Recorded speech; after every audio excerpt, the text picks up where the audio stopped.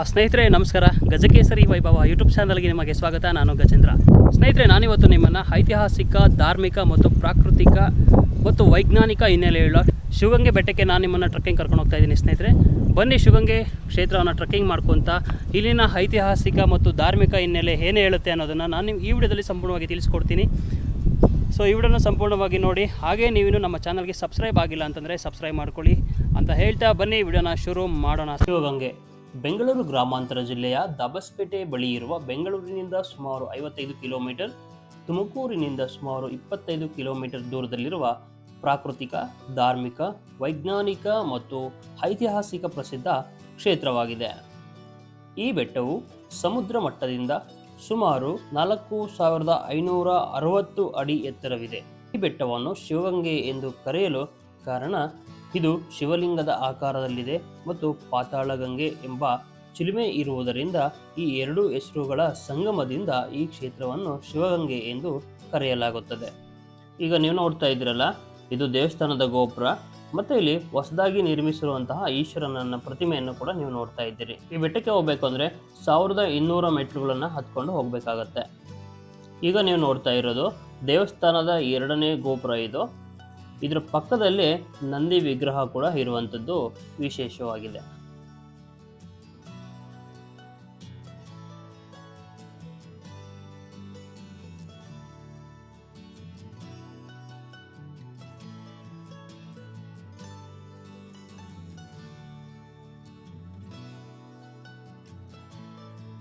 ಇದೇ ರೀತಿಯ ನಂದಿ ವಿಗ್ರಹಗಳನ್ನು ಈ ಬೆಟ್ಟದ ಮೇಲೆ ಬೃಹದಾಕಾರದ ವಿಗ್ರಹಗಳನ್ನು ನೀವು 3 ನಂದಿ ವಿಗ್ರಹಗಳನ್ನು ಕಾಣಬಹುದು.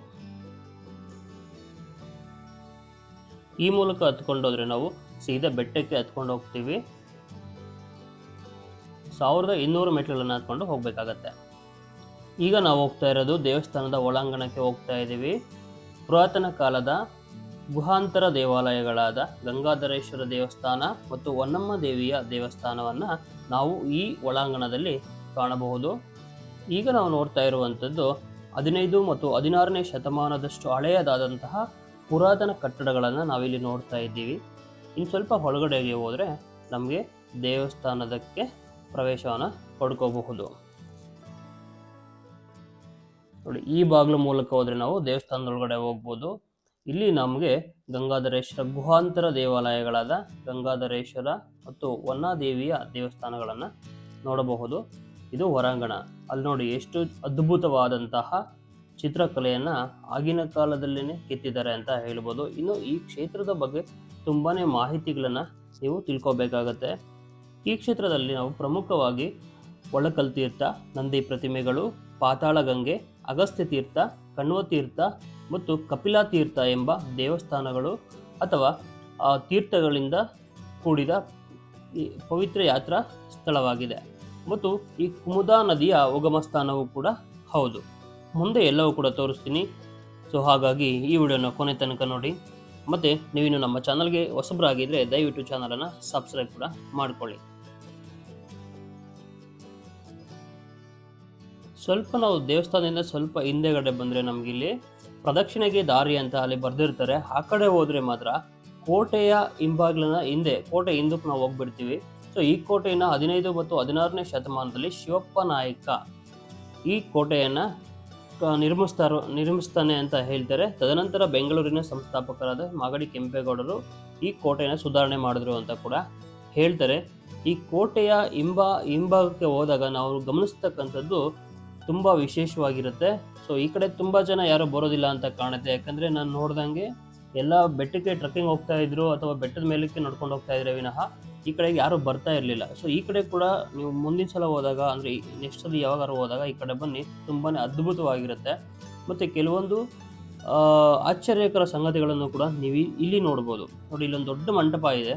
ಸೊ ಈ ಮಂಟಪದ ಕಡೆ ಯಾರೂ ಕೂಡ ಬರೋದಿಲ್ಲ. ಇನ್ನು ಸ್ವಲ್ಪ ಮುಂದಕ್ಕೆ ಹೋದರೆ ನಮಗೆ ತುಂಬ ಒಂದು ಚಿತ್ರಕಲೆಗಳು, ಒಂದು ಲಿಪಿಗಳು ಇವೆಲ್ಲವೂ ಕೂಡ ನಮಗೆ ನೋಡೋದಕ್ಕೆ ಸಿಗುತ್ತೆ.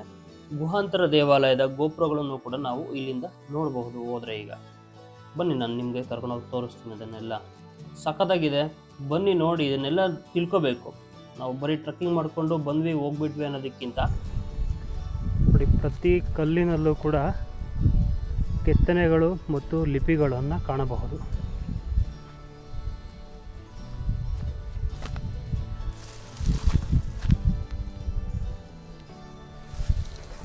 ನೋಡಿ ಇಲ್ಲಿ ಇಬ್ಬರು ಕೈ ಮುಗಿದಿದ್ದಾರೆ. ಅದರ ಮೇಲೆ ನೋಡಿ ಇಲ್ಲಿ ಶಿವಲಿಂಗ ಇದೆ, ಅದರ ಮುಂದೆ ಇಲ್ಲಿ ನಂದಿ ಇದೆ. ನೋಡಿ ಕಾಣಿಸ್ತಿದೆಯಾ ನಿಮಗೆ? ಇದು ನಂದಿ, ಇದು ಶಿವಲಿಂಗ. ನೋಡಿ ಇಲ್ಲಿ ಎಲ್ಲವೂ ಕೂಡ ಅದೇ ರೀತಿ ತುಂಬ ಇದ್ದಾವೆ ಈ ಥರ ಲಿಪಿಗಳು. ನೋಡಿ ಇಲ್ಲೂ ಕೂಡ ಇದೆ, ಏನೋ ಒಂದಿದೆ ನೋಡಿ. ಅದೇ ರೀತಿ ಈ ಪೂರ್ತಿ ಬಂಡೆ ತುಂಬ ಕೂಡ ಆ ಥರ ಲಿಪಿಗಳು ನಮಗೆ ನೋಡೋಕ್ಕೆ ಸಿಗುತ್ತೆ.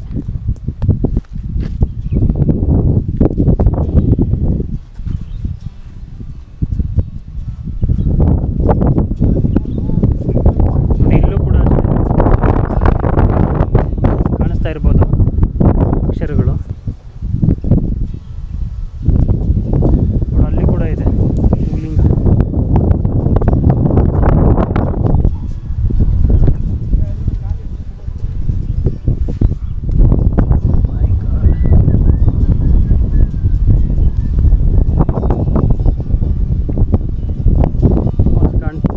ಕೋಟೆಗೋಡೆಗಳು.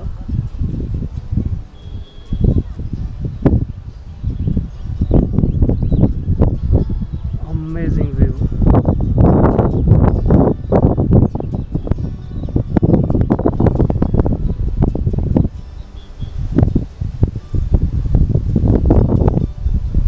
ನೋಡಿ ಇಲ್ಲಿ ಕಾಣಿಸ್ತಾ ಇದೆಯಲ್ಲ, ಇದು ದೀಪ ಹಚ್ಚೋದಕ್ಕೆ ಮಾಡಿರ್ತಾರೆ ಅಂತ ಕಾಣುತ್ತೆ. ನೋಡಿ ಇದು ಗಂಗಾಧರೇಶ್ವರ ಗುಹಾಂತರ ದೇವಾಲಯದ ಗೋಪುರ. ಇದು ಅಲ್ಲಿ ಕಾಣಿಸ್ತಾ ಇರೋದು ಮಹಾದೇವಿಯ ಗುಹಾಂತರ ದೇವಾಲಯದ ಗೋಪುರ. ನೋಡಿ ಇವೆಲ್ಲವೂ ಕೂಡ ಗುಹೆಯಲ್ಲಿ ಇರ್ತಕ್ಕಂಥ ದೇವಾಲಯಗಳು. ಒಂದು ಬಂಡೆ ಮೇಲೆ ಕೆತ್ತಿದ್ದಾರೆ. ಅಲ್ಲೆಲ್ಲ ಕಾಣಿಸ್ತಿದೆಯಲ್ಲ ಹೋಲ್ಸು, ಅದೆಲ್ಲ ದೀಪಗಳು ಇರೋಕ್ಕೆ ಮಾಡಿರ್ತಾರಂತೆ. ನಾವೀಗ ಹೋಗ್ತಾ ಇರೋದು ಬೆಟ್ಟದ ಮೇಲಕ್ಕೆ ನಡ್ಕೊಂಡು ಹೋಗ್ತಾ ಇದ್ದೀವಿ. ಇಲ್ಲಿ ಹೋಗ್ತಾ ಇದ್ದಾರೆ ನಮಗೆ ಈ ಥರ ಸಣ್ಣ ಸಣ್ಣ ಮಂಟಪಗಳು ನಮಗೆ ನೋಡೋದಕ್ಕೆ ಸಿಗುತ್ತೆ. ಸೊ ಈ ಥರ ಮೆಟ್ಲುಗಳು ದಾರಿ ಮೂಲಕ ನಾವು ಆದರೆ ಹತ್ಕೊಂಡು ಹೋಗಬೇಕಾಗತ್ತೆ ಬಂಡೆ ಮೇಲೆ. ಆಮೇಲೆ ಇಲ್ಲಿ ನಮಗೊಂದು ಧ್ವಜಸ್ತಂಭ ಕೂಡ ಸಿಗುತ್ತೆ. ಧ್ವಜಸ್ತಂಭದ ಮುಂದೆಗಡೆ ಆ ಕಡೆಗೆ ನೋಡಿದ್ರೆ ಬಿಳಿ ಬಣ್ಣದಲ್ಲಿ ಕಾಣ್ತಿದೆಯಲ್ಲ, ಅದು ಕೆಂಪೇಗೌಡರ ಆಚಾರ ಅಂತ ಹೇಳ್ತಾರೆ. ಸೊ ಅಲ್ಲಿ ಆ ಕೆಂಪೇಗೌಡರಲ್ಲಿ ಬಂದಾಗ ಅಲ್ಲಿ ವಿಶ್ರಾಂತಿ ಪಡ್ಕೋತಾ ಇದ್ರು ಅಥವಾ ಅಲ್ಲಿ ಇರ್ತಾ ಇದ್ರು ಅಂದರೆ ಅಂತ ಹೇಳ್ತಾರೆ. ಎಷ್ಟು ಬ್ಯೂಟಿಫುಲ್ ಆಗಿರೋ ವ್ಯೂಸು ನಾವು ನೋಡ್ಬೋದು ಇಲ್ಲಿಂದ. ಸಕ್ಕದಾಗಿದೆ. ಇನ್ನು ಮುಂದೆ ಟ್ರೆಕ್ಕಿಂಗ್ ಸ್ಟಾರ್ಟ್ ಆಗುತ್ತೆ. ಇಲ್ಲಿಂದ ನೇಚರ್ನ ಎಂಜಾಯ್ ಮಾಡ್ಬೋದು ಅಂತಲೇ ಹೇಳ್ಬೋದು. ಇಲ್ಲಿ ಪರಿಸರ ಪ್ರೇಮಿಗಳಿಗೆ ಅಥವಾ ಒಂದು ದಿನದ ಬೆಂಗಳೂರಿನಿಂದ ತುಂಬ ಹತ್ತಿರದಲ್ಲಿ ಒಂದಿನ ಟ್ರೆಕ್ಕಿಂಗ್ ಮಾಡಬೇಕಪ್ಪ ಒಳ್ಳೆ ನೇಚರ್ ಜೊತೆಗೆ ಅಂತಂದರೆ ಇದು ಒಂದು ಬ್ಯೂಟಿಫುಲ್ ಆಗಿರುವಂತಹ ಪ್ಲೇಸ್ ಅಂತಲೇ ಹೇಳ್ಬೋದು. ಒಂದು ದಿನಕ್ಕೆ ಫುಲ್ ಡೇ ನೀವು ಸ್ಪೆಂಡ್ ಮಾಡಿಕೊಂಡು ಇಲ್ಲಿ ಎಂಜಾಯ್ ಆದರೆ ಮಾಡ್ಬೋದಾಗಿದೆ ಸ್ನೇಹಿತರೆ. ನೋಡಿ ಎಷ್ಟು ಇವತ್ತು ಭಾನುವಾರ ಆಗಿರೋದ್ರಿಂದ ಸಿಕ್ಕಾಪಟ್ಟೆ ಜನ ಬಂದಿದ್ದಾರೆ, ನೀವು ನೋಡ್ಬೋದು. ನೋಡಿ ಇಲ್ಲೂ ಒಂದು ಸಣ್ಣ ಪ್ರತಿಮೆ ಇದೆ, ಇಲ್ಲೊಂದು ಇದು ಮಂಟಪ ಇದೆ. ಮಂಟಪದ ಕೆಳಗಡೆ ಇದರ ಸಣ್ಣ ಸಣ್ಣ ನಂದಿ ವಿಗ್ರಹಗಳು, ಅನೇಕ ಈ ವಿಗ್ರಹಗಳು ನಮಗೆ ಈ ಕ್ಷೇತ್ರ ನೋಡೋಕ್ಕೆ ಸಿಗುತ್ತೆ.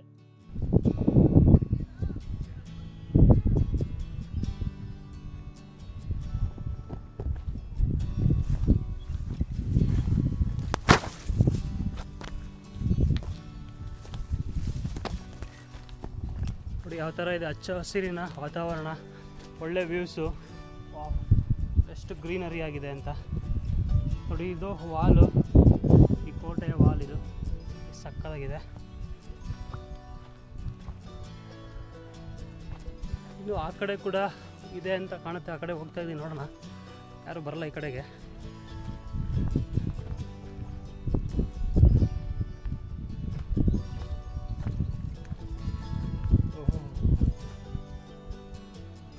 ಸಕ್ಕತ್ತಾಗಿದೆ, ಬ್ಯೂಟಿಫುಲ್ ಗ್ರೀನರಿ ನೋಡಿ, ಸಕ್ಕತ್ತಾಗಿದೆ ಈ ಕಡೆ ಎಲ್ಲ. ಬೆಟ್ಟದ ಮೇಲಕ್ಕೆ ಹತ್ತೋದಕ್ಕೆ ಸ್ಟಾರ್ಟ್ ಮಾಡ್ತಿದ್ದಂಗೆ ನಮಗೆ ಈ ಥರ ಒಂದು ಗೋಪುರ ಸಿಗುತ್ತೆ. ಅದರ ಮೇಲ್ಗಡೆ ನಂದಿ ಇದೆ ಇಲ್ಲಿ. ಸೊ ಈ ಥರ ಮೆಟ್ಲಿದೆ ಮತ್ತು ಕಂಬಿಗಳೆಲ್ಲ ಹಾಕಿರ್ತಾರೆ, ಆರಾಮಾಗಿ ಹತ್ಕೊಂಡು ಹೋಗ್ಬೋದು. ಟ್ರೆಕ್ಕಿಂಗ್ ತುಂಬಾ ಈಸಿ ಇರುತ್ತೆ. ಇದೆಲ್ಲ ಮಾಡ್ರೇಟ್ ಅಂತ ಹೇಳ್ಬೋದು, ಯಾರು ಬೇಕಾದ್ರೂ ಟ್ರೆಕ್ ಮಾಡ್ಬೋದು. ಮತ್ತು ಈ ಥರ ನೋಡಿ ಎಲ್ಲ ಮೆಟ್ಲುಗಳ ಮೇಲೆ ಕೂಡ ಈ ಥರ ಒಂದು ಲಿಪಿಗಳು ಮತ್ತು ಅದರ ಚಿತ್ರಕಲೆಗಳನ್ನು ಬಿಡಿಸ್ತಾರೆ. ಅದರಲ್ಲಿ ನೀವು ನಿಧಾನಕ್ಕೆ ನಡ್ಕೊಂಡು ಹೋದರೆ ನೀವು ಇದನ್ನೆಲ್ಲ ಕೂಡ ಗಮನಿಸ್ಬೋದು. ನೀವೀಗೇನು ನೋಡ್ತಾ ಇದ್ದೀರಾ, ಇದನ್ನು ಅರಕೆ ಬಸವಣ್ಣ ಅಂತ ಹೇಳ್ತಾರೆ.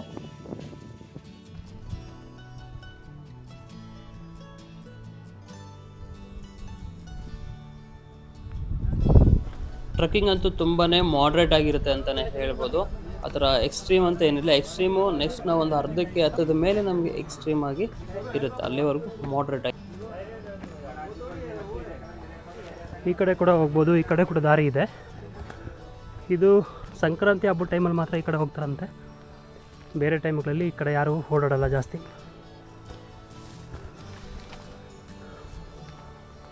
ಈ ದಾರಿಯಲ್ಲಿ ಹೋದರೆ ಕೂಡ ಒಂದು ಬಸವಣ್ಣ ನಮಗೆ ನೋಡೋಕ್ಕೆ ಸಿಗುತ್ತೆ ನೋಡಿ. ಎಷ್ಟು ಗ್ರೀನರಿ ಆಗಿದೆ, ಸೂಪರ್.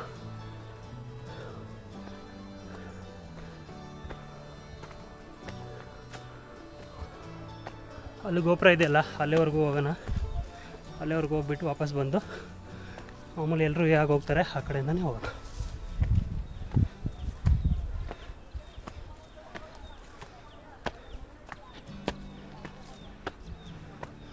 ನೋಡಿ ಎಷ್ಟು ಗ್ರೀನರಿ ಆಗಿದೆ ಅಂತ.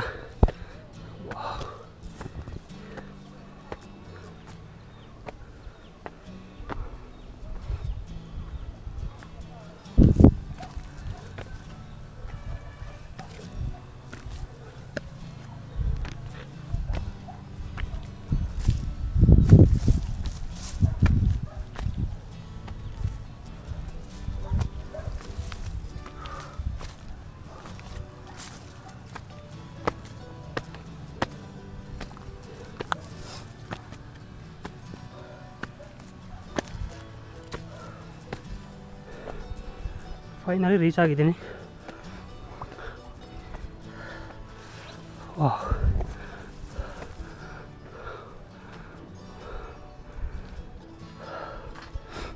ಇಲ್ಲೂ ಮಂಟಪ ಇದೆ, ಆಮೇಲೆ ಇದು ಮಂಟಪದ ಒಳಗಡೆ ಹೋಗೋದಕ್ಕೆ ದಾರಿ ನೋಡಿ. ಅಲ್ಲಿ ಶಿವಲಿಂಗ, ಇಲ್ಲಿ ಯಾರು ತಪಸ್ಸು ಮಾಡಿರುವಂತಹ ಗುಹೆ ಅಂತ ಕಾಣುತ್ತಿದ್ದು.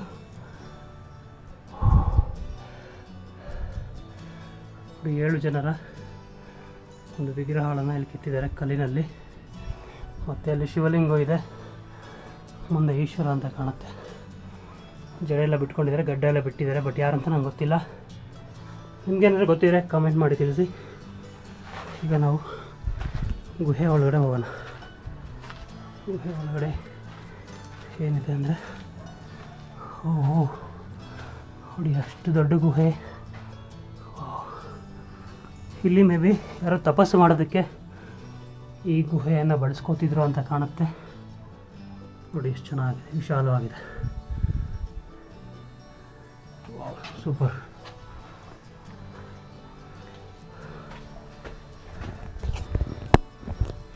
ಸೂಪರ್ ಇದೆಲ್ಲ.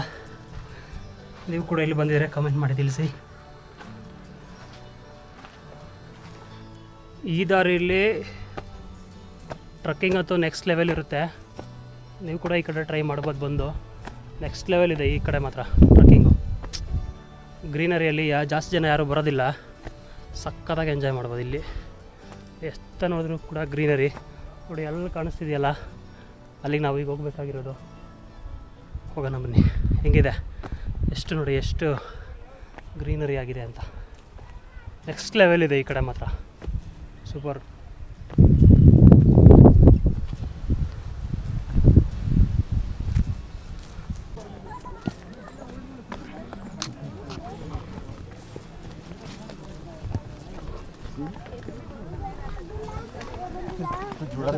Bandos todo dele.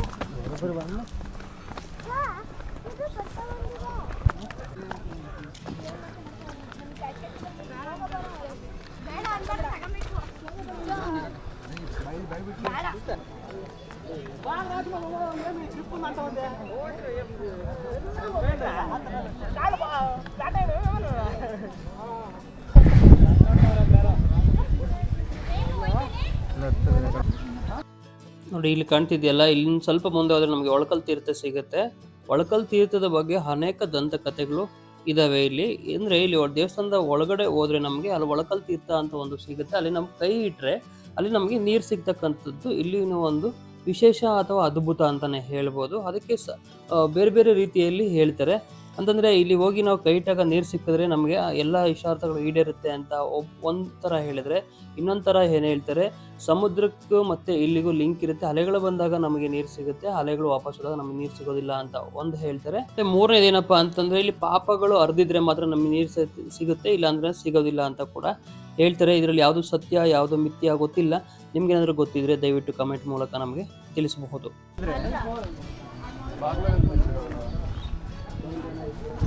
ಸೊ ತುಂಬ ಜನ ಇರೋ ಕಾರಣಕ್ಕೆ ನಾವು ಒಳಕಲ್ ತೀರ್ಥಕ್ಕೆ ಹೋಗಿಲ್ಲ. ಒಳಕಲ್ ತೀರ್ಥಕ್ಕೆ ಹೋಗ್ತಾ ಇಲ್ಲ, ಆ ಕಡೆಯಿಂದ ಬರ್ತಾ ಹೋಗೋಣ ಅಂತ ಪ್ಲ್ಯಾನ್ ಮಾಡ್ಕೊಂಡಿದ್ದೀನಿ. ಒಳಕಲ್ ತೀರ್ಥದ ಒಂದು ಮಂಟಪ.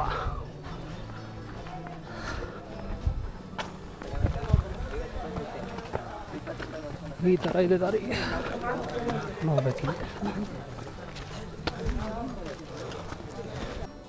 ನೋಡಿ ಇಲ್ಲಿ ಕಾಣ್ತಿರೋದೆಲ್ಲ ಕೋಟೆ ಗೋಡೆಗಳು.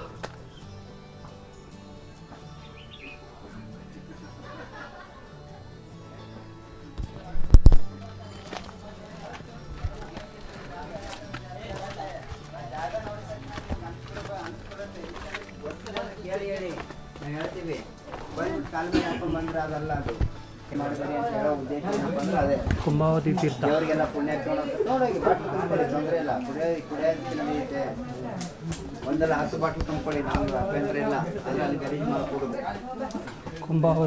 ಕುಮುದಾವತಿ ನದಿ ಉಗಮ ಸ್ಥಾನ ಇದು.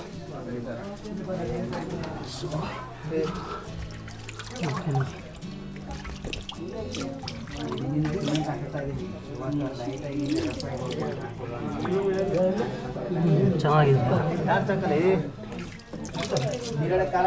ಕೈ ಕಾಲ ಮಕ್ಕ ತೊಳಿಬಾರ್ದು.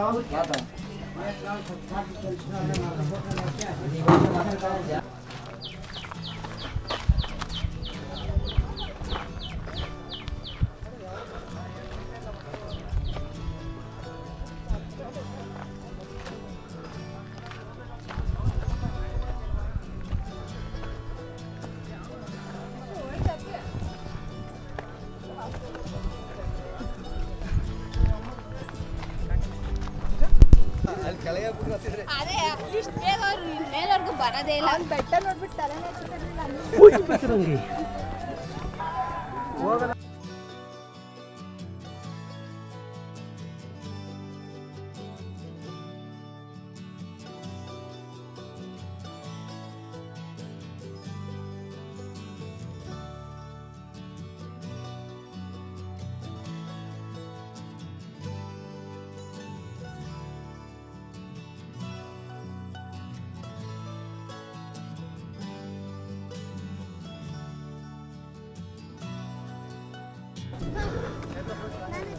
ಕೋಟೆ ಗೋಡೆ.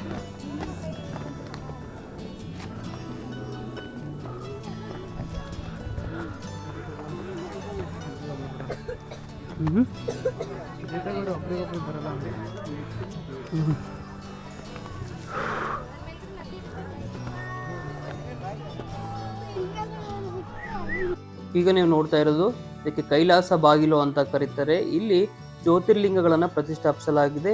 ಈ ಜ್ಯೋತಿರ್ಲಿಂಗಗಳನ್ನು ದರ್ಶನ ಪಡ್ಕೊಂಡ್ರೆ ನೀವು ಕೈಲಾಸ ಪರ್ವತನೇ ಸುತ್ತಿದಂತೆ ಅಂತ ಹೇಳಲಾಗುತ್ತೆ.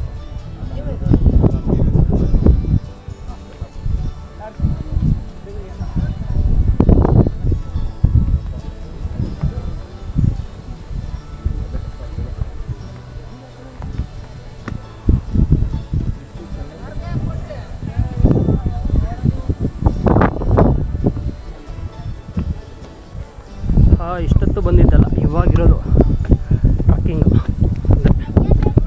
ಕೋತಿಗಳು ಸ್ಟಾರ್ಟ್ ಆಗುತ್ತೆ. ಕೋತಿಗಳು ಕಡಿಮೆ ಇದ್ದಾವೆ ಇವತ್ತು.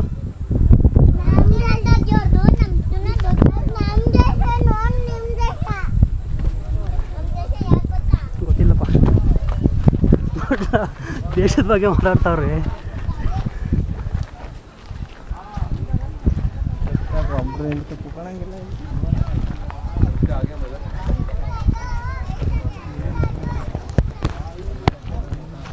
ಇವಾಗ ಇರೋದು ಟ್ರಕ್ಕಿಂಗ್ ಅಂದರೆ ಇಲ್ಲಿಂದ ಸ್ಟಾರ್ಟ್ ಆಗುತ್ತೆ ಟ್ರಕ್ಕಿಂಗ್ ಮಜಾ. ಇಲ್ಲಿಂದ ಕೋತಿಗಳೂ ಜಾಸ್ತಿ ಆಗ್ಬೋದು ಮೇ ಬಿ.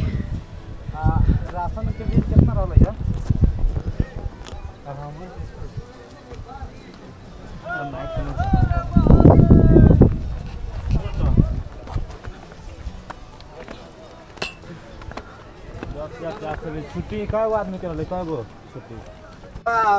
अभी शुरू में पता होते बात करके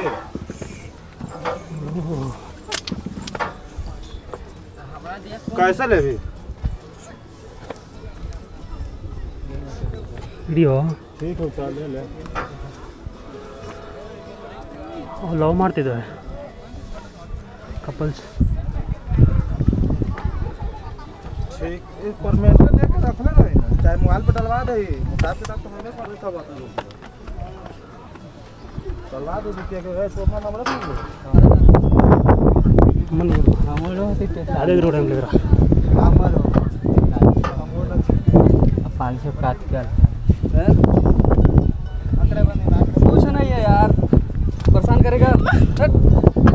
हट कुछ नहीं है।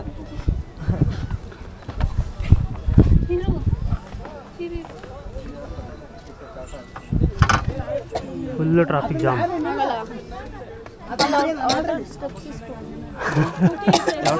ಟ್ರಾಫಿಕ್ ಜಾಮ್ ट्रैफिक जाम आಗಿದೆ ಸಾರ್ವಜನಿಕರು ಸಹಕರಿಸಿ ಸಮಾಧಾನದಿಂದ. ಸಹಕರಿಸೋದೇನಿಲ್ಲ ಹತ್ತವಾಗ ಅವ್ರವ್ರ ಪಾಡಿಗೆ ಹಂಗತ್ತೆ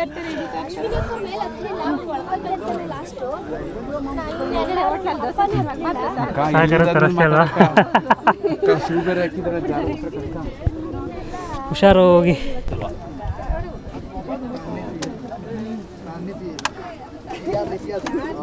ಓಕೆ ಬಾಯ್ ಟಾಟಾ ಬಾಯ್ ಬಾಯ್ ಊರಿ ಟಾಟಾ ಹೇಳಿಲ್ಲ ಯಾರು ಸುಮ್ಮನೆ ಕುಡಿತಲ್ವಾ ಇನ್ನೂ ನೀರು ಕುಡಿಸ್ತಾವ್ರೆ. Full traffic jam.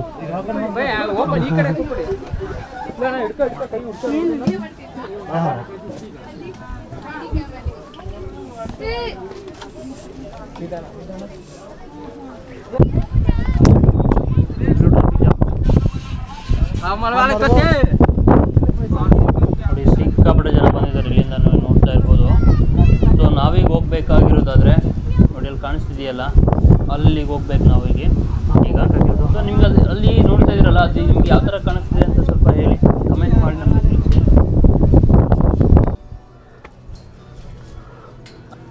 ನೀವು ಸುಮ್ಮನೆ ನೋಡಿದ್ರೆ ಅಲ್ಲಿ ಕಾಣ್ತಾ ಇರೋದು ಒಂದು ಕಲ್ಲು ಥರ ಕಾಣಿಸುತ್ತೆ. ನೀವು ಸರಿಯಾಗಿ ಗಮನಿಸಿ ನೋಡಿದ್ರೆ ಒಂದು ಹೆಣ್ಣಿನ ತಲೆ ಥರ ನನಗೆ ಕಾಣಿಸ್ತಾ ಇದೆ. ಇಲ್ಲಿ ನೀವೇನು ನೋಡ್ತಾ ಇದ್ದೀರಾ, ಇಲ್ಲಿ ಅಗಸ್ತ್ಯ ಮುನಿಗಳು ಅಂತ ಅಲ್ಲಿ ತಪಸ್ಸು ಮಾಡ್ತಾ ಇದ್ರಂತೆ. ಅವರ ಒಂದು ಕೊಠಡಿಯಲ್ಲಿದೆ, ಪಕ್ಕದಲ್ಲಿ ಒಂದು ತೀರ್ಥ ಇದೆ. ಸೊ ಇಲ್ಲಿ ಅಗಸ್ತ್ಯ ಮುನಿಗಳು ಇಲ್ಲಿ ತಪಸ್ಸು ಮಾಡಿದ್ರು ಅನ್ನೋ ಕಾರಣಕ್ಕೆ ಈ ತೀರ್ಥಕ್ಕೆ ಅಗಸ್ತ್ಯ ತೀರ್ಥ ಅಂತ ಹೆಸರನ್ನು ಕೊಟ್ಟಿದ್ದಾರೆ.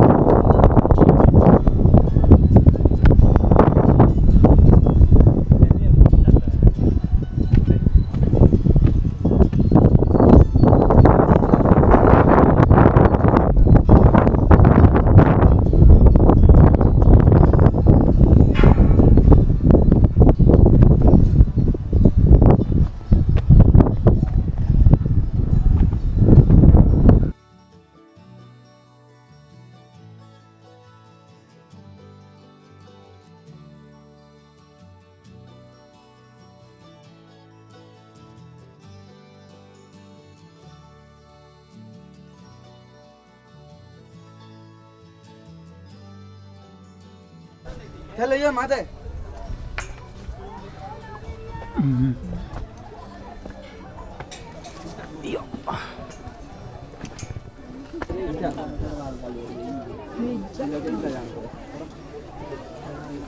ಒಂದು ಹಳಗನ್ನಡ ಲಿಪಿ.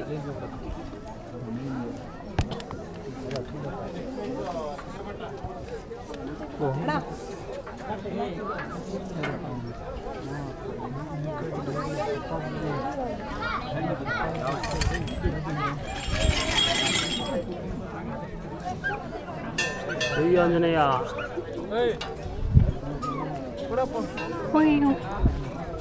ಬೇಕಾ ಬೇಕಾ ಬೇಕೇನ? ಅಯ್ಯೋ ಜಾರ್ತದ ಕಣಪ್ಪು. ಹಿಂಗೋ ಬಸವಣ್ಣನ ಹತ್ರ ಬಂದೆ ಗುರು.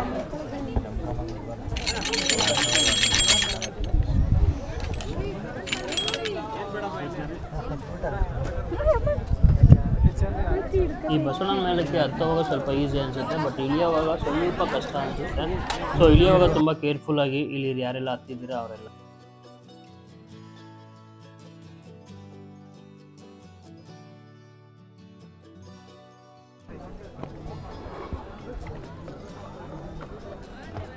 ವಾನರ ಸೈನ್ಯವೇ ಹೋಗ್ತಾ ಇದೆ ಇಲ್ಲಿ ನೋಡಿ. ಸೊ ಬೆಟ್ಟದ ಮೇಲಕ್ಕೆ ಬಂದಿದ್ದ ತಕ್ಷಣ ನಮಗೆ ಇಲ್ಲಿ ಗಿರಿ ಗಂಗಾಧರೇಶ್ವರ ದೇವಸ್ಥಾನ ಸಿಗುತ್ತೆ. ಒಳಗಡೆ ಕ್ಯಾಮ್ರಾ ಅದೋ ಇಲ್ಲ, ಸೊ ಹಾಗಾಗಿ ಒಳಗಡೆ ನಾನು ವಿಡಿಯೋ ಮಾಡಿಲ್ಲ. ಸೊ ಅದರ ಪಕ್ಕದಲ್ಲೇ ನಮಗೆ ವೀರಭದ್ರ ಸ್ವಾಮಿ ದೇವಸ್ಥಾನ ಕೂಡ ನಮಗೆ ಇಲ್ಲಿ ನೋಡೋದಕ್ಕೆ ಸಿಗುತ್ತೆ. ಅದ್ರ ಪಕ್ಕದಲ್ಲಿ ಅದ್ರ ಮುಂದೆಗಡೆನೇ ನಮಗೆ ನವಗ್ರಹಗಳು ಕೂಡ ಇರುವಂಥದ್ದು ನಾವು ನೋಡಬಹುದು. ಗಿರಿ ಗಂಗಾಧರೇಶ್ವರ ಸ್ವಾಮಿ ದೇವಸ್ಥಾನ ಹಿಂದೆಗಡೆ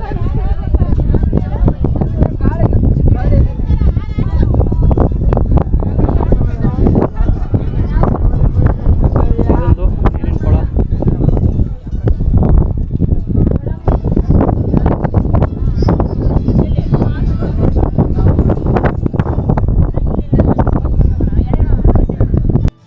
ಬೆಟ್ಟದ ಮೇಲೆ ಈ ಕ್ಷೇತ್ರದಲ್ಲಿ ಬಂದಾಗ ನಮಗೆ ಈ ಎರಡು ಕಂಬಗಳು ಇಲ್ಲಿ ಏನು ಕಾಣ್ತಾ ಇದೆ, ಈ ಎರಡು ಕಂಬಗಳು ಕೂಡ ಒಂದು ವಿಶೇಷ ಸ್ಥಾನವನ್ನು ಪಡ್ಕೊಳ್ತವೆ. ಸೊ ಅದ್ರ ಬಗ್ಗೆ ನಾನು ಇವಾಗ ನಿಮಗೆ ತಿಳಿಸ್ಕೊಡ್ತಿದ್ದೀನಿ. ಇದರಲ್ಲಿ ಒಂದು ತೀರ್ಥಗಂಬ ಅಂತ ಹೇಳ್ತಾರೆ. ಇಲ್ಲಿ ಫಸ್ಟ್ಗೆ ಕಾಣ್ತಿದ್ದಿಲ್ಲ, ಇದನ್ನು ತೀರ್ಥಗಂಬ ಅಂತ ಹೇಳ್ತಾರೆ. ಆ ಕಡೆ ಇಲ್ಲಿರೋದು ಉರಿಗಂಬ ಅಂತ ಹೇಳ್ತಾರೆ. ತೀರ್ಥಗಂಬ ಅಂತಂದರೆ ಸಂಕ್ರಾಂತಿ ಟೈಮಲ್ಲಿ ಗಂಗಾಧರೇಶ್ವರ ಮತ್ತು ವನದೇವಿಗೆ ಮದುವೆಯನ್ನು ಮಾಡ್ತಾರೆ. ಆ ಟೈಮಲ್ಲಿ ಇಲ್ಲಿಂದ ಅಲ್ಲಿ ನೀರು ಏನು ಕಾಣ್ತಿದೆಯಲ್ಲ, ಅಲ್ಲಿ ನೀರು ಬರುತ್ತಂತೆ, ಅಂದರೆ ಅದನ್ನು ತೀರ್ಥ ಅಂತ ಹೇಳ್ತಾರೆ. ಆ ತೀರ್ಥವನ್ನು ತಗೊಂಡೋಗಿ ಆ ಮದುವೆಯ ಒಂದು ಕೆಲಸ ಕಾರ್ಯಗಳಿಗೆ ಆ ನೀರನ್ನು ಉಪಯೋಗಿಸ್ಕೊಳ್ತಾರೆ ಅಂತ ಹೇಳಲಾಗುತ್ತೆ. ಸೊ ಅಲ್ಲಿ ನೀವು ಚಿತ್ರಕಲೆಗಳನ್ನು, ಅಂದರೆ ಲಿಪಿಗಳು ಬರೆದಿದ್ದಾರೆ, ಚಿತ್ರಕಲೆಗಳು ತುಂಬ ಬರೆದಿದ್ದಾರೆ. ಅಲ್ಲೆಲ್ಲ ಸುತ್ತ ಆ ಬಂಡೆ ಸುತ್ತಮುತ್ತ ಎಲ್ಲ ಬರೆದಿದ್ದಾರೆ, ನೀವು ಬೇಕಾದ್ರೆ ಗಮನಿಸ್ಬೋದು. ಸೊ ಇದನ್ನ ಎಣ್ಣೆಗಂಬ ಅಂತ ಹೇಳ್ತಾರೆ ಅಥವಾ ಉರಿಗಂಬ ಅಂತ ಹೇಳ್ತಾರೆ. ಅಂತಂದರೆ ಇಲ್ಲಿ ದೀಪ ಹಚ್ಚುತ್ತಾರೆ. ಆ ಸಂಕ್ರಾಂತಿ ಟೈಮಲ್ಲಿ ಇಲ್ಲಿ ದೀಪ ಹಚ್ಚೋದ್ರಿಂದ ಇದನ್ನು ಉರಿಗಂಬ ಅಂತ ಹೇಳ್ತಾರೆ. ಸೊ ಇದು ವೈಜ್ಞಾನಿಕವಾಗಿ ಸವಾಲಾಗಿರ್ತಕ್ಕಂಥದ್ದು ಒಂದು ವಿಚಾರ ಇದು. ಯಾಕೆ ಅಂತಂದರೆ ಅಲ್ಲಿ ನೀರು ಬರೋದು ಒಂದು ವೈಜ್ಞಾನಿಕ ಒಂದು ಸವಾಲು ಅಂತಲೇ ಹೇಳ್ಬೋದು. ಸೊ ಇದು ಈ ಒಂದು ಕ್ಷೇತ್ರದ ಒಂದು ವಿಶೇಷ ಮತ್ತು ಆ ಕಲ್ಲಿನ ಅಂದರೆ ಆ ಧ್ವಜಸ್ತಂಭದ ಒಂದು ವಿಶೇಷ ಅಂತಲೇ ಹೇಳ್ಬೋದು. ಸೊ ಈ ಬೆಟ್ಟದ ಮೇಲಿಂದ ನಮಗೆ ನೋಡೋದಕ್ಕೆ ತುಂಬಾ ಅದ್ಭುತವಾಗಿ ಕಾಣುತ್ತೆ. ತುಂಬ 360 ಡಿಗ್ರಿ ವ್ಯೂಸು ಎಲ್ಲ ನಾವು ಆರಾಮಾಗಿ ಇಲ್ಲಿ ನೋಡಿ ಎಂಜಾಯ್ ಕೂಡ ಮಾಡಬಹುದು. ಹೀಗೇನು ನೀವು ನೋಡ್ತಾ ಇದ್ದೀರಾ, ಇದನ್ನು ಶಾಂತಲಾ ಡ್ರಾಪ್ ಅಂತ ಕರೀತಾರೆ. ಹೊಯ್ಸಳ ರಾಜ ವಿಷ್ಣುವರ್ಧನನ ಪತ್ನಿ ಶಾಂತಲಾ ದೇವಿ ಈ ಬೆಟ್ಟದಿಂದ ಬಿದ್ದು ಆತ್ಮಹತ್ಯೆ ಮಾಡಿಕೊಂಡ್ಲು ಅಂತ ಹೇಳ್ತಾರೆ. ಸೊ ಹಾಗಾಗಿ ಈ ಒಂದು ಸ್ಥಳಕ್ಕೆ ಶಾಂತಲಾ ಡ್ರಾಪ್ ಅಂತ ಕೂಡ ಕರೀತಾರೆ. ಸೊ ಇಲ್ಲಿಂದ ಕೂಡ ಸೂಪರ್ ಆಗಿರುವಂತಹ ವ್ಯೂಗಳನ್ನು ನಾವು ಎಂಜಾಯ್ ಕೂಡ ಮಾಡ್ಬೋದು. ಬೆಟ್ಟದ ಮೇಲೆಲ್ಲ ನೋಡಿಕೊಂಡು ಈ ಥರ ಇಳ್ಕೊಂಡು ಬಂದು ಇನ್ನೊಂದು ಬಸವಣ್ಣ ಇದೆ ಅಂತ ಹೇಳಿದ್ನಲ್ವಾ, ಸೊ ಅಲ್ಲಿಗೆ ಬರ್ತಾ ಇರೋವಾಗ ನಮ್ಗೆ ಈ ಥರ ಮೆಟ್ಟೆಲ್ಲ ಸಿಕ್ತು.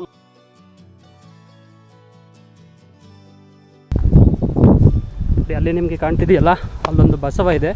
ಸೊ ಈ ದಾರಿಲಿ ಬಂದರೆ ನಮಗೆ ನೋಡೋಕೆ ಸಿಗೋವಂಥದ್ದು ಇದೊಂದೇ ಒಂದು ಬಸವ ಮಾತ್ರ ಸಿಗುತ್ತೆ. ಸೊ ಹಾಗಾಗಿನೇ ಮೇ ಬಿ ಅಲ್ಲಿ ತುಂಬ ಜನ ಬರಲ್ಲ ಈ ಕಡೆಗೆ.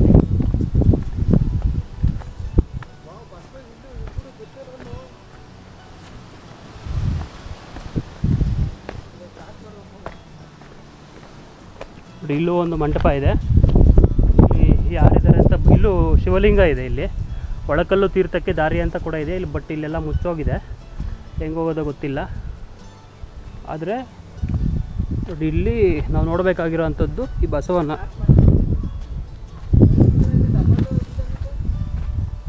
ನೋಡಿ ಈ ಕ್ಷೇತ್ರದಲ್ಲಿ ಅತ್ಯಂತ ಬೃಹದಾಕಾರವಾಗಿ ಬೆಳೆದಿರ್ತಕ್ಕಂಥ ಬಸವಣ್ಣ ಅಂತಂದರೆ ಇದೇನೆ. ನೋಡಿ ಎಷ್ಟು ತುಂಬ ದೊಡ್ಡದಿದೆ ಇದು, ನೋಡಿ ಎಷ್ಟು ದೊಡ್ಡದಿದೆ ಅಂತೇಳಿ. ಎಲ್ಲ ಕಡೆ ಹೇಳ್ತಿರ್ತಾರಲ್ಲ ಬಸವಣ್ಣ ಬೆಳೆಯುತ್ತೆ ಅಂತ, ಡೆಫಿನೆಟಾಗಿ ನಾನು ಕೂಡ ಅದನ್ನೇ ಹೇಳ್ತೀನಿ. ನೋಡಿ ಇಲ್ಲೆಲ್ಲ ಬೆಳೆದಿದೆ. ನೋಡಿ ಇಲ್ಲಿ ನಿಮಗೆ ಎಕ್ಸಾಂಪಲ್ ತೋರಿಸ್ಬೇಕು ಅಂತಂದರೆ ಇಲ್ಲಿ ನೋಡಿ, ಇಲ್ಲಿ ಕಲ್ಲಿಗೆ ಹತ್ರನೇ ಬಂದ್ಬಿಟ್ಟಿದೆ ನೋಡಿ ಇಲ್ಲಿ. ಹಾಗಾಗಿ ಇದು ಈ ಕ್ಷೇತ್ರದಲ್ಲಿ ಇದೇ ಅತ್ಯಂತ ದೊಡ್ಡ ಬಸವಣ್ಣ ಅಂತಂದರೆ ಇದೇನೆ. ಸೊ ಇದನ್ನು ನೋಡೋಕ್ಕೆ ತುಂಬ ಜನ ಯಾರೂ ಬರೋದಿಲ್ಲ ಇಲ್ಲಿಗೆ. ಸೊ ನೀವೇನಾದ್ರು ನೆಕ್ಸ್ಟ್ ಟೈಮ್ ಬಂದರೆ ದಯವಿಟ್ಟು ಈ ಬಸವಣ್ಣನನ್ನು ಬಂದುಬಿಟ್ಟು ನೋಡ್ಕೊಂಡು ಹೋಗಿ. ಎಷ್ಟು ಸುಂದರವಾಗಿದೆ ಅಂತ, ವಾವ್, ಬ್ಯೂಟಿಫುಲ್ ಆಗಿದೆ.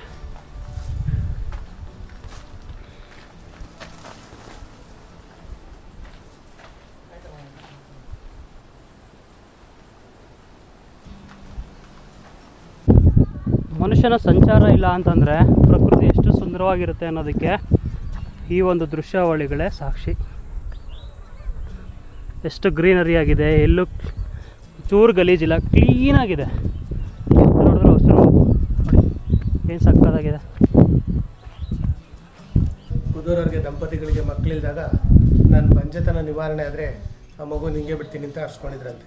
ಇಲ್ಲಿಂದ ಹೋದ್ಮೇಲೆ ಸ್ವಲ್ಪ ದಿನ ಮೇಲೆ ನನ್ನ ಗಂಡು ಮಗ ಇದ್ದಂತ ಅವ್ರು ಅದನ್ನು ತಂದು ಇಲ್ಲಿ ಪೂಜೆ ಮಾಡಿ ಬಾಳೆ ಎಲೆ ಮೇಲೆ ಬಿಟ್ಬಿಟ್ಟು ಸೊಸೆ ಅಮ್ಮ ನನ್ನ ಅರ್ಕೆ ಪ್ರಕಾರ ನನ್ನ ಬಂಜೆತನ ಅರ್ಸಿದ್ದೆ, ಅದೇ ಥರ ನಿನ್ನ ಅರ್ಕೆ ನಂಗೆ ಒಪ್ಪಿಸ್ತಾ ಇದ್ದೀನಿ, ಇನ್ನು ಉಳಿಸೋದು ಬಿಡು ನಿನಗೆ ಸೇರಿ ತಗೋ ಅಂತೇಳಿ ಬಿಟ್ಟು ಹೊಟ್ಟೋದ್ರಂತೆ. ಬಿಟ್ಟು ಮನೆಗೆ ಮಲಗಿರ್ಬೇಕಾದ್ರೆ ವೀರಭದ್ರ ಸ್ವಾಮಿ ಕಾವಲಾಗಿ ಸೊಸೆ ಕನಸಿನವಾಗಿ ಮನೆ ಬಿಟ್ಟಿರೋ ಮಗು ನಿಮ್ಮೂರ ಹತ್ರ ಅಂತರ್ಗಂಗೆ ಇದೆ, ಅಲ್ಲಿ ಬಂದು ಕೇಳ್ತಾ ತಗೋ ಅಂತ ಹೇಳಿದಂತೆ.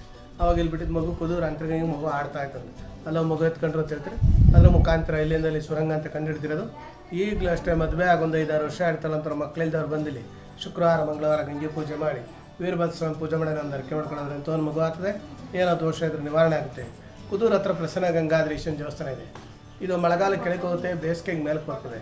ವನ್ನಾದೇವಿ ರಕ್ತಬೀಜಾಸುರನ್ನು ರಾಕ್ಷಸನ ಸಂಹಾರ ಮಾಡಿ ಬಾಯಾರಿಕೆ ತೆಗೆದ ತ್ರಿಶೂಲದಿಂದ ಬಂಡೆ ಹೊಡೆದೆರಡು ಭಾಗ ಆಗಿ ಗಂಗೆ ಬಂದು ಕುಡಿದು ವಾಪಸ್ ಹೋದರೆ ವೀರಭದ್ರ ಸ್ವಾಮಿ ಕಾವಲು ಹಾಕಿ ಗಂಗೆ ಬಂದು ಉರುಳಿಯಲ್ಲ, ನೀನು ಈ ಗಂಗೆಗೆ ಇಲ್ಲೇ ಕಾವಲಾರು ಅಂತ ಹೇಳ್ಬಿಟ್ಟು ಸ್ವರ್ಣಾಂಬಾಗ್ನೆ.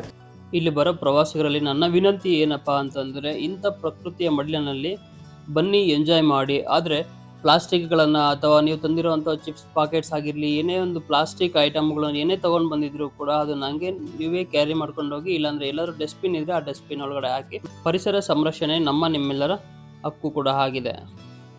ಸ್ನೇಹಿತರೆ, ಇದಾಗಿತ್ತು ಶ್ರೀ ಕ್ಷೇತ್ರ ಶಿವಗಂಗೆ ಬೆಟ್ಟದ ಸಂಪೂರ್ಣ ಮಾಹಿತಿ ನಾನು ನಿಮಗೆ ತಿಳಿಸ್ಕೊಟ್ಟಿನಿ ಅಂತ ನಾನು ಭಾವಿಸ್ತೀನಿ.